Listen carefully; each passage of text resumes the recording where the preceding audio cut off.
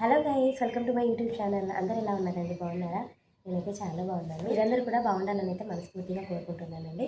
అయితే మనము RRB ఎన్టీపీసీకి apply చేసినప్పటి నుంచి రెగ్యులర్గా చదువుకుంటూ వస్తున్నాం కదా. సో దానికి రిలేటెడ్గానే ఈ వ్లాగ్ అయితే ఉంటుందండి. సో నా స్టడీ వ్లాగ్స్ ఎలా ఉంటాయనేది అయితే మీ అందరికీ తెలిసిన విషయమే కదా. సో ఏంటంటే నేను ముఖ్యంగా ఈ వీడియో తీయడానికి చాలామంది సిస్టర్ వాళ్ళైతే కామెంట్ చేయడం అయితే జరుగుతుందండి. జీకేకి ఏం బుక్ తీసుకోవాలి సిస్టర్, అర్థమెటిక్ ఏం బుక్ తీసుకోవాలి, హిస్టరీకి ఏం బుక్ తీసుకోవాలి, మీరు ఏం బుక్స్ ప్రిపేర్ అవుతున్నారు అని చెప్పేసి అయితే కామెంట్ చేయడం అయితే జరుగుతుందండి. సో నాకైతే షాకింగ్ అనిపిస్తుంది. ఎందుకు ఇంకా మీరు ఇప్పుడు ఇంకా బుక్స్ తీసుకుంటున్నారు? ఆల్రెడీ మనకి ఎగ్జామ్ అఫీషియల్ అయితే అవ్వలేదు, అఫీషియల్గా అయితే రిలీజ్ కాలేదు. బట్ నెక్స్ట్ మంత్ నుంచి అయితే స్టార్ట్ అవుతుందని చెప్పేసి అయితే మనందరికీ తెలిసిన విషయమే కదా. సో ఏప్రిల్లో లేకపోతే మేలో అయితే తప్పకుండా ఈ ఎన్టీపీసీ ఎగ్జామ్ అయితే ఉంటుందండి, CBT 1 అయితే. సో కాబట్టి మీరు ఇప్పుడు కొత్తగా బుక్స్ తీసుకునే బదులు ఆల్రెడీ చదివిన బుక్సే రివిజన్ చేయండి. ఎందుకంటే కొత్తవి చదువుతూ పోతే మనకు టైం అస్సలు లేదండి, అసలు రివిజన్ చేయడానికే టైం లేదు. అలాంటివి కొత్త బుక్స్ తీసుకొని చదివితే అంతకంటే మనకు టైం వేస్ట్ అనేది ఇంకొకటి లేదు. నేను దీనికి ఒక ఎగ్జాంపుల్ కూడా మీకు చెప్తానండి. ఎందుకంటే నేను గ్రూప్ 1 అయితే రాశానండి లాస్ట్ టైం. సో గ్రూప్ 1 నేను అటెంప్ట్ అయినప్పుడు చాలా వరకు అయితే చదవానండి. సో ఇండియన్ హిస్టరీ కానివ్వండి, ఇంకేంటి జాగ్రఫీకి సంబంధించినవి కానివ్వండి, కరెంట్ అఫైర్స్కి, ఇలా అన్నైతే నేను చదివాను. నీట్గా అయితే నోట్స్ ప్రిపేర్ చేసుకున్నాను. ఎందుకంటే అప్పుడు బాబు చిన్నగా ఉండండి, అంటే ఒక 8-9 మంత్స్ ఉండే బాబుకి అప్పుడు. సో చాలా చిన్నవాడు కనుక నాకు చదువుకోవడానికి టైం ఉండేది, అంత అల్లరి చేసేవాడు కాదు. సో నేను కంప్లీట్గా ఒక 3-4 సబ్జెక్ట్స్ అయితే కంప్లీట్ చేసుకున్నానండి. చేసుకుని ఎగ్జామ్కి అయితే వెళ్ళాను. బట్ బాబుకి హెల్త్ ఇష్యూస్ వల్ల నేను రివిజన్ చేయలేదు. సో డైరెక్ట్గా నేను ఎగ్జామ్కి వెళ్ళి అటెండ్ చేసినప్పుడు అరే ఈ క్వశ్చన్ ఎగ్జామ్లో అంటే నేను చదివిన బుక్లో ఉందా అని చెప్పేసి నాకు డౌట్ వచ్చింది. సో అలా నేనైతే చాలా వరకు అయితే ఎగ్జామ్లో కరెక్ట్ ఆన్సర్ చేయలేక ఇంటికి వచ్చి అయితే చాలా బాధపడ్డాను. ఎందుకంటే రివిజన్ లేక, కేవలం రివిజన్ లేక అంతే. నేను చదివినవి నాకు గుర్తుంటాయి. సో నేను మైండ్ అంతా అయితే డైవర్ట్ అవ్వదు. నేను చదివినవి నా వరకు అయితే నేను చదివినంత వరకు అయితే గుర్తుపెట్టుకుంటాను. బట్ రివిజన్ చేయలేకపోవడం వల్ల నేను గ్రూప్ 1లో అయితే కరెక్ట్ ఆన్సర్ అయితే చేయలేకపోయాను. సో గ్రూప్ 1 అయితే నాకు రాలేదండి. సో ఆల్రెడీ మీకు వీడియోలో నేను చెప్పాను కదా. సో అలా ఏంటంటే రివిజన్ అనేది చాలా ఇంపార్టెంట్. మనకు నెక్స్ట్ మంత్లో ఎగ్జామ్ ఉంటుందని తెలిసినప్పుడు ఇప్పుడు బుక్స్ తీసుకోవడం ఏంటి, కొత్తగా ఏం బుక్స్ తీసుకోవాలని అడుగుతున్నారో చాలామంది వరకు అయితే. సో అదైతే మీరు పక్కన పెట్టేయండి. ఇప్పుడు బుక్స్ తీసుకొని ఇప్పుడు కొత్తగా సబ్జెక్ట్స్ చదవడం అనేది చాలా వరకు అయితే టైం వేస్ట్ అండి. ఆల్రెడీ మీరు ఏవైతే చదివి ఉన్నారో, అది ఒక సబ్జెక్ట్ అయినా పర్లేదు, ఏదైతే చదివి ఉన్నారో దాన్ని ఫస్ట్ రివిజన్ చేయండి. ఆ రివిజన్ అయిపోతే అప్పుడు కొత్త బుక్స్ అయితే చదవడానికి, కొత్త సబ్జెక్ట్స్ చదవడానికి అయితే చూడండి. నేను కూడా అలాగే చేస్తున్నానండి. ఎందుకంటే నాది కరెంట్ అఫైర్స్ అవ్వలేదు, ప్లస్ అర్థమెటిక్ అంటే క్వాంటిటేటివ్ యాప్టిట్యూడ్ అయితే ఇవి రెండు అవ్వలేదు. ఇవి రెండు అయితే నేను చదవలేదు. ప్రజెంట్ క్వాంటిటేటివ్ యాప్టిట్యూడ్ అయితే నేను చదువుతూ ఉన్నాను. అంటే నంబర్ సిరీస్ అనే టాపిక్లో అయితే ఉన్నానండి యాప్టిట్యూడ్లో. అదే క్వాంటిటేటివ్ యాప్టిట్యూడ్లో ఏంటంటే కరెంట్ అఫైర్స్ మొత్తానికి ఇంకా టచ్ చేయలేదు. సో కాబట్టి నేను ఏంటంటే ఇది రివిజన్ చేస్తూనే క్వాంటిటేటివ్ యాప్టిట్యూడ్ అనేది చదువుతున్నాను. సో అంతగా మనకు టాలెంట్ ఉంటే, మనం చదవగలము అనుకుంటే ఇలా రివిజన్ చేస్తూ కొత్త సబ్జెక్ట్స్ అయితే చదవచ్చు. నేనేంటంటే క్వాంటిటేటివ్ యాప్టిట్యూడ్ చదువుతూనే లాస్ట్ టైం చదివినవన్నీ రివిజన్ చేస్తూ వస్తున్నాను. సో కాబట్టి రివిజన్ అనేది చాలా ఇంపార్టెంట్ అండి. సో ఈ రివిజన్ లేకుండా మనము ఏ ఎగ్జామ్కి వెళ్ళినా కూడా టైం వేస్ట్, అంటే మనము ఇచ్చిన అటెంప్ట్ అనేది వేస్ట్ తప్ప ఇంకా దానికంటే ఎక్కువదైతే మనకి జాబ్ రావడం అయితే ఉండదండి. ఎందుకంటే నేను ఆల్రెడీ అది ఫేస్ చేశాను కాబట్టి మీతో అయితే షేర్ చేస్తున్నాను. గ్రూప్ 1 నేను అలాగే లాస్ అయిపోయాను. సో కాబట్టి మీరు కూడా కొత్త బుక్స్ తీసుకోవడం, లేకపోతే కొత్త సబ్జెక్ట్స్ స్టార్ట్ చేయడం అనేది పక్కన పెట్టేసి రివిజన్ని స్టార్ట్ చేయండి. మీరు చదివిన సబ్జెక్ట్సే చూడండి. దాంట్లో ఇంకేమైనా డౌట్స్ ఉంటే కనుక కొత్తగా రిఫర్ చేయండి. బట్ ఏంటంటే మళ్ళీ అయితే కొత్తగా బుక్స్ తీసుకొని ఈ టైంలో చదవడానికి అయితే చూడకండి. ఎందుకంటే మార్చి కదా, ఇది నెక్స్ట్ మంత్లోనే మనకి ఎగ్జామ్ ఉండొచ్చు అని ఒక అఫీషియల్గా కాకపోయినా ఒక వెబ్సైట్లో అయితే మనకు చెప్తూ ఉన్నారు కదా. సో మనందరికీ తెలిసిన విషయమే.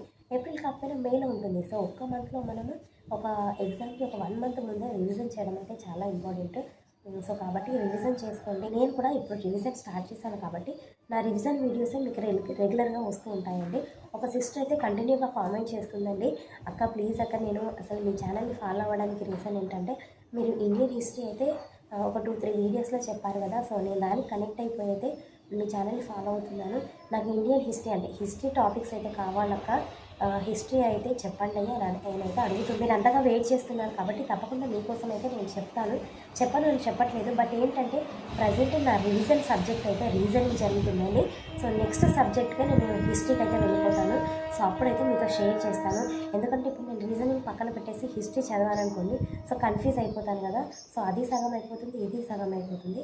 సో అందుకని చెప్పేసి కొంచెం వెయిట్ చేయండి.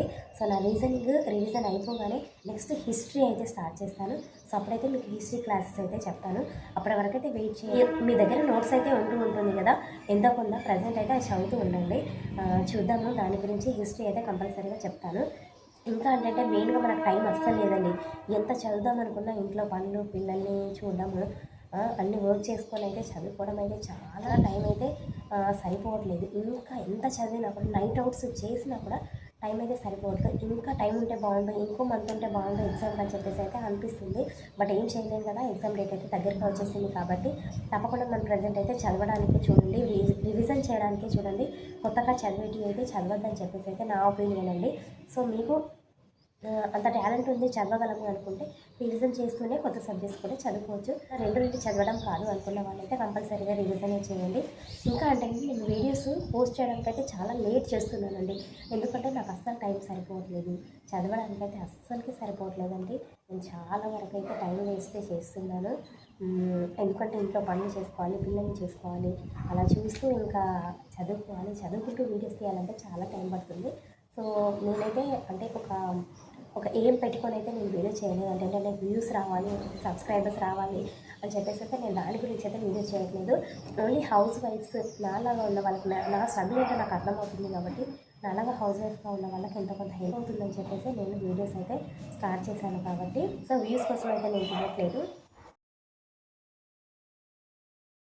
అలాగా స్ట్రగుల్ అవుతున్న హౌస్ వైఫ్స్ కోసం ఎంత కొంత హెల్ప్ అవుతుందని చెప్పేసి కొత్త నోటిఫికేషన్స్ గురించి అయినా కానివ్వండి, స్టడీ బ్లాగ్స్ గురించి అయినా, సబ్జెక్ట్స్ గురించి అయినా, బుక్స్ గురించి అయినా నేను తీసుకున్నాను కాబట్టి నాకేం ప్రాబ్లం లేదండి. అదే మీరు చూసినా చూడకపోయినా మీకు ఎంత కొంత హెల్ప్ అవుతుందని చెప్పేసి నేను తీయడం అయితే జరుగుతుంది. సో కాబట్టి ఏంటంటే కొత్త నోటిఫికేషన్స్ ఏమైనా వస్తుంటే మన ఛానల్లో వస్తుంటాయి కాబట్టి మీకు నచ్చితే కనుక చూడండి. ఇంకోటి మీకు చెప్పడం అయితే మర్చిపోయానండి, అదే మన ఆస్ట్రోనట్ ఉన్నారు కదా సునీత విలియమ్స్. సో తను ఇండియా నుంచి స్పేస్కి వెళ్ళడం జరిగింది కాబట్టి ఆస్ట్రోనట్ గురించి అయితే తప్పకుండా మనమైతే తెలుసుకోవాలండి. సో తనైతే ఎర్లీ మార్నింగ్ అయితే మనకి సేఫ్గా అయితే ల్యాండ్ అవ్వడం అయితే జరిగింది కదా. సో దానికి సంబంధించింది కూడా మీతో షేర్ చేసుకోవాలనుకున్నాను. ఎందుకంటే మనం ప్రౌడ్గా ఫీల్ అవ్వాలండి. ఎందుకంటే మన ఇండియా నుంచి అయితే తను వెళ్ళింది కాబట్టి.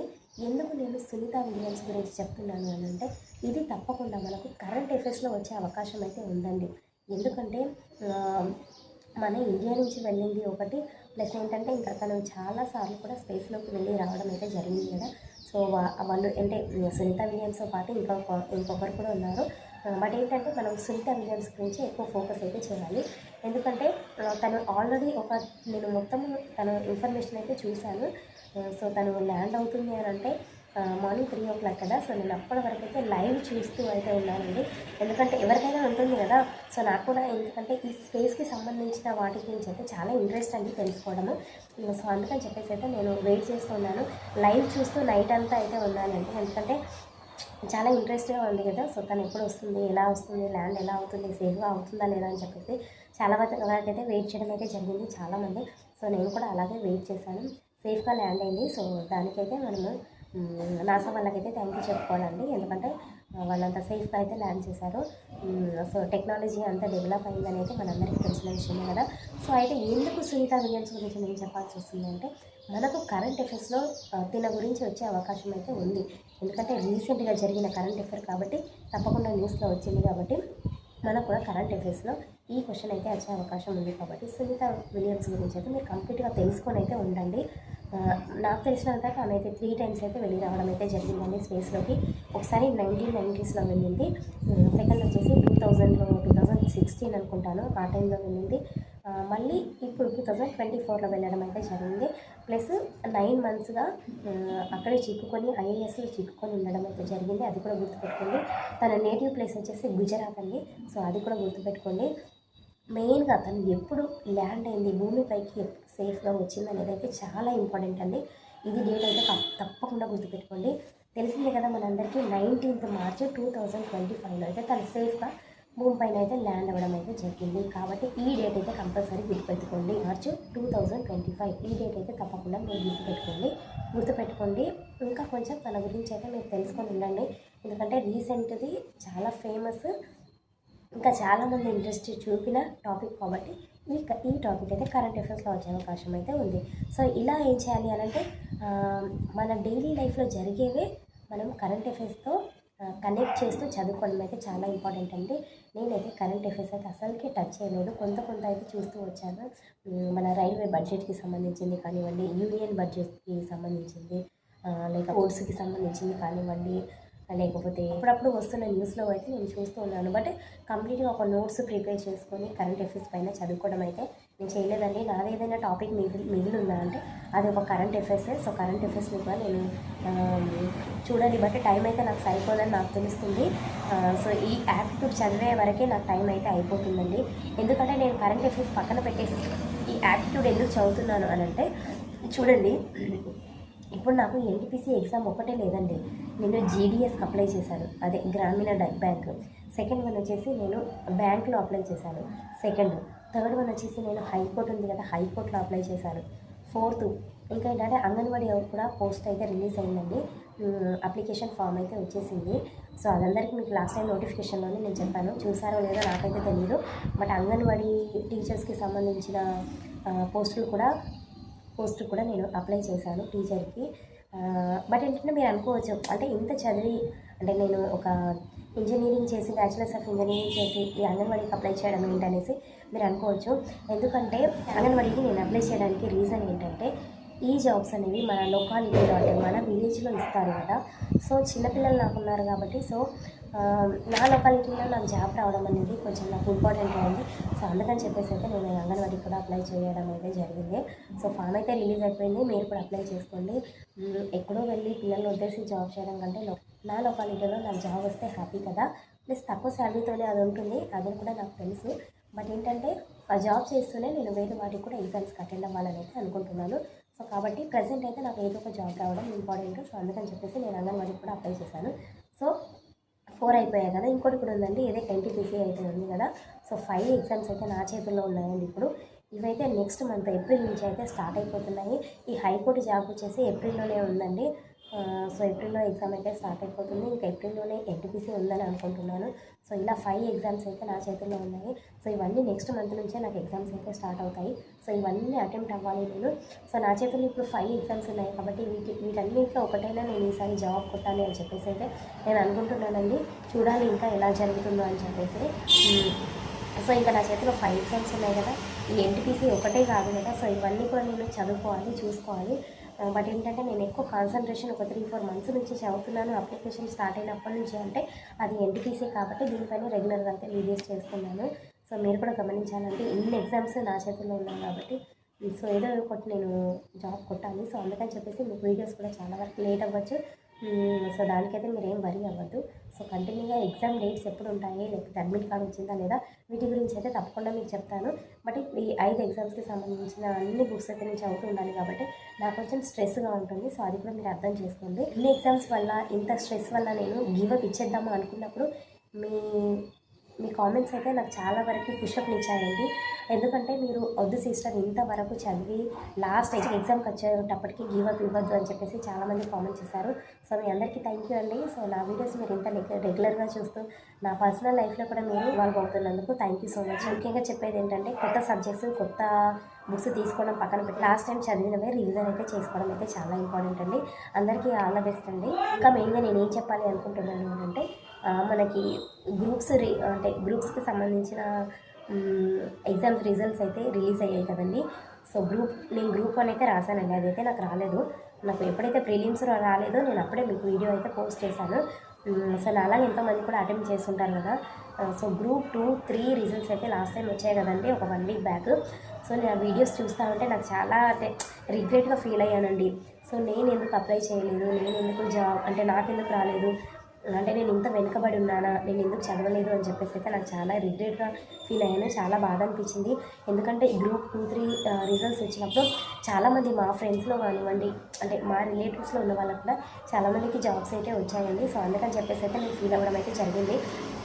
బట్ ఏంటంటే వాళ్ళ తప్పేం లేదు, నా తప్పే. ఎందుకంటే నేను ఎగ్జామ్కి అయితే అటెంప్ట్ చేయలేదు. నేను అసలు యాక్చువల్గా అప్లై చేయలేదండి. ఓన్లీ గ్రూప్ 1కే చేశాను. 2, 3, 4కి అయితే నేను అప్లై చేయలేదు.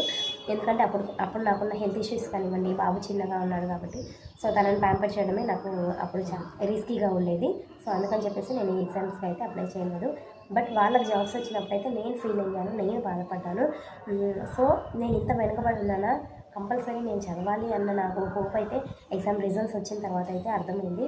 సో కంటిన్యూగా అయితే మీరు కూడా ఇప్పటి నుంచి చదవండి.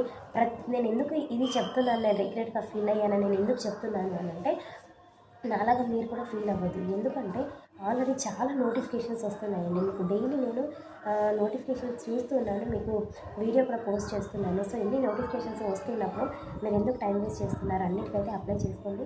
ఏదో ఒకటైతే రాకుండా అయితే ఉండదు కదా, అప్లై చేసుకొని అయితే చదవండి. సో నేను ఫీల్ అయ్యింది, మీరైతే ఫీల్ అయ్యొద్దండి. హౌస్ వైఫ్గా మనము అంటే ఇంటికే పరిమితం అవ్వకూడదు. తప్పకుండా ఏదో ఒక జాబ్ అయితే సాధించాలి.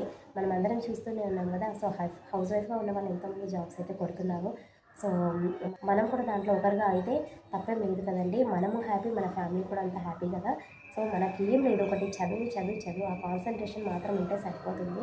ఆ గోల్ని రీచ్ అవ్వాలి అంటే పట్టుదల పెట్టుకుంటే సరిపోతుందండి. సో అందుకని కొత్త నోటిఫికేషన్స్ చాలా వస్తున్నాయి. జాబ్స్ని మిస్ చేసుకోకండి, టైం వేస్ట్ చేసుకోకండి. తప్పకుండా నోటిఫికేషన్స్కి అయితే అప్లై చేయండి. మన సెంట్రల్గా కానివ్వండి, మన స్టేట్కి కానివ్వండి సంబంధించినవి చాలా నోటిఫికేషన్స్ అయితే వస్తున్నాయి. తప్పకుండా మీరైతే చూడండి. ఏదైనా కొత్త నోటిఫికేషన్స్కి సంబంధించింది వస్తే మీరు కూడా కామెంట్ చేయండి. సో మనలాగా హౌస్ వైఫ్గా ఉన్న వాళ్ళకి, ఛానల్లో ఉన్న వాళ్ళకి హెల్ప్ అవుతుంది కదా. సో ఇప్పటి నుంచి నేను ముఖ్యంగా ఆర్ఆర్బీ ఎన్టీపీసీకి సంబంధించింది నేను చెప్పాలనుకున్నది ఏంటంటే, కొత్త బుక్స్, కొత్త సబ్జెక్ట్స్ చదవడం పక్కన పెట్టేసి ఆల్రెడీ చదివినవే రివిజన్ అయితే చేసుకోండి. అంతే. కొత్తగా ఎవరైనా మన ఛానల్ చూస్తున్నట్లయితే ప్లీజ్ సబ్స్క్రైబ్ చేసుకొని సపోర్ట్ చేయండి. మరో కొత్త వీడియోతో అయితే మీ ముందుకు మళ్ళీ వస్తానండి. సో వీడియోస్ అయితే చాలా లేట్ అవ్వచ్చు, నేను చదువుకుంటున్నాను కాబట్టి ఇబ్బందిగా ఏం ఫీల్ అవ్వకండి. కంపల్సరీగా ఎన్టీపీసీ ఎగ్జామ్ కానివ్వండి, అడ్మిట్ కార్డ్ కానివ్వండి, డేట్స్ ఎప్పుడు వస్తాయి అనేది అయితే కంపల్సరీగా ఇన్ఫామ్ చేస్తాను. బట్ వీడియోస్ అయితే లేట్ అవ్వచ్చు, ఎందుకంటే టైం లేదు, చదువుకోవాలి కాబట్టి. సో అంతే అండి బ్లాగు. మీకు ఈ బ్లాగ్ నచ్చితే కనుక లైక్ చేయండి. మరిన్ని ఇలాంటి వీడియోస్ కోసం అయితే ఛానల్ని సబ్స్క్రైబ్ చేసుకోండి. Thank you for watching the video. Bye bye.